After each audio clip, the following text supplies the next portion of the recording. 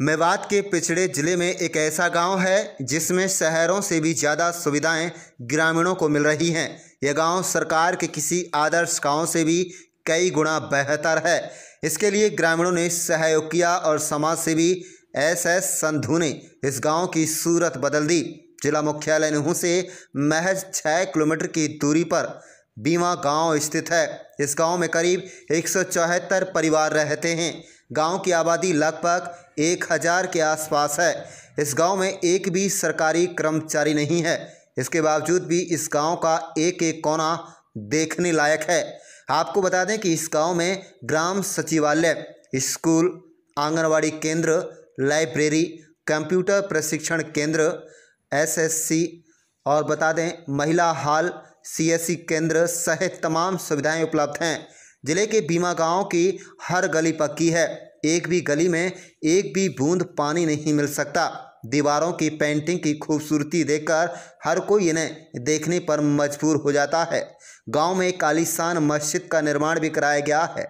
गांव में हर बुधवार को बुजुर्गों के लिए आँखों का निःशुल्क कैंप लगाया जाता है। इसके अलावा तमाम केंद्र व राज्य सरकार की सुविधाओं से ग्रामीणों को पूरी तरह से अवगत कराया जाता है। गांव में ही आलीशान ग्राम सचिवालय बनाया गया है जिसमें गांव का तमाम रिकॉर्ड उपलब्ध है। इस ग्राम सचिवालय में एबीएस फाउंडेशन के कर्मचारी भी ग्रामीणों की मदद के लिए कार्यरत हैं।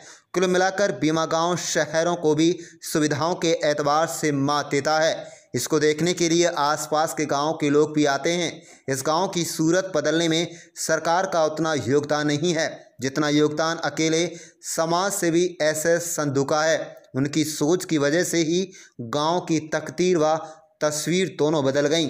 ये मेवात ही आदर्श गांव नहीं बल्कि पूरे हरियाणा का देश के गांव के लिए भी आदर्श बन सकता है। इस गांव के समीप अरावली पर्वत है जो हरियाली एवं प्राकृतिक सुंदरता की वजह से गांव की सुंदरता को और बढ़ाने का काम कर रहा है।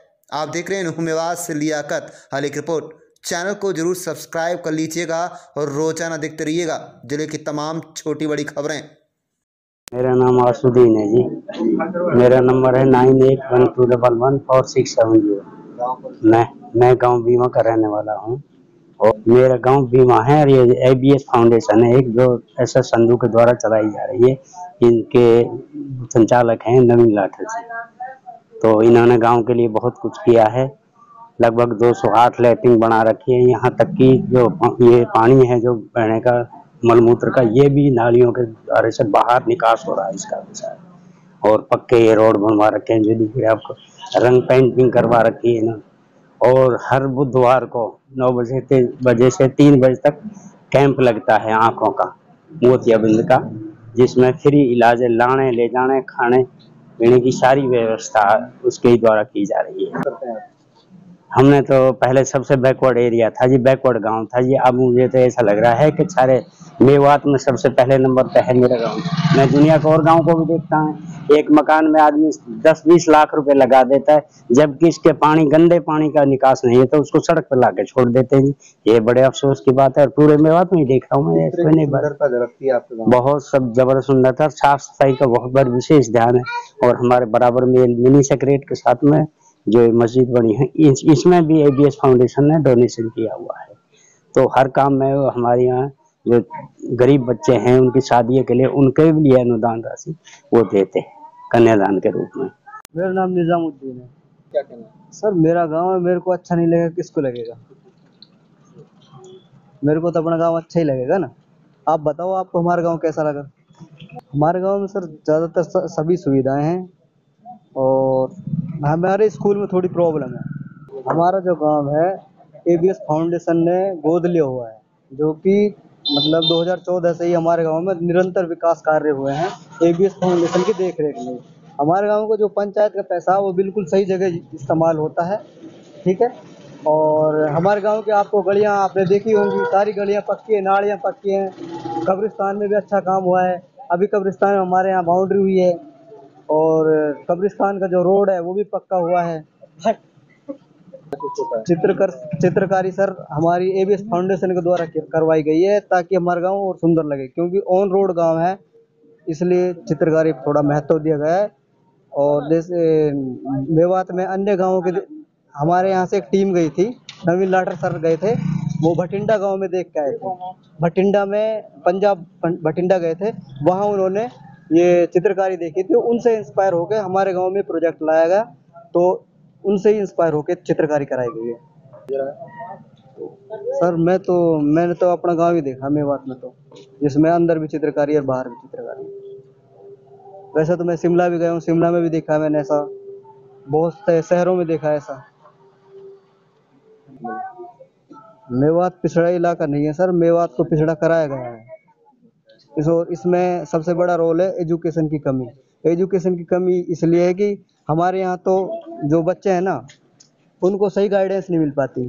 वजह यही है कि माँ बाप पढ़े लिखे नहीं है, माँ बाप पढ़े लिखे नहीं है तो बच्चों पर ध्यान नहीं देते, और जो स्टाफ यहाँ आता है स्कूलों में वो ज़्यादातर बाहर का होता है, वो इम्पैक्ट सही नहीं डाल पाता, क्योंकि बच्चे हैं सर आजकल तो मतलब वही मेवाती स्टाइल में ना, बच्चे टीचरों से डरते नहीं है, तो उसका जो पढ़ाई पे इम्पैक्ट गलत पड़ रहा है। सर ये हमारे एसएस संधू साहब ने जो ये सहयोग है हमारे गांव के लिए, जो इलाके के लिए, यहाँ तक बात है कि गांव के लिए नहीं पूरी मेवात के लिए जो संधू साहब ने किया हमारे तरफ से, हम लोगों को यही कहना चाहेंगे अब हमारी मेवात में आज ऐसी बात है कि जो अच्छा काम कर जाता है उसको लोग याद भी नहीं करते, और जो बुराई की तरफ चलते हैं उनको याद करते हैं। तो यानी जनाब हम आपसे जो कुछ कहना चाहते हैं और आपको बताते हैं, कहते हैं सर दुख में तो हम सब भजा, सुख में भजे न कोई, अब सुख में जब हम सब भजा तो दुख का इनको हो। जनाब लोगों का सुख हो जाता है, कोई जब बराबरी करने लग जाता है, गरीबी को इंसान भूल जाता है। मस्जिद, गली, और यहाँ संधू साहब ने जो काम किया मेरे गांव की तरफ, मैं सच्चाई बताता हूँ जनाब, मैं इस इलाके में कोई इंसान ऐसा आया नहीं इसने इतना काम किया है, लेकिन गांव की गली गलियारे मस्जिद, कोई किसी के गरीब आदमी का मकान बनवाना, हम अपनी तरफ से देखते हैं किसी को कोई फायदा हो जाए तो खुशी होनी चाहिए आदमी को। अब हर आदमी ये सोचे कि भाई मुझे कुछ करना है, ऐसा कुछ नहीं।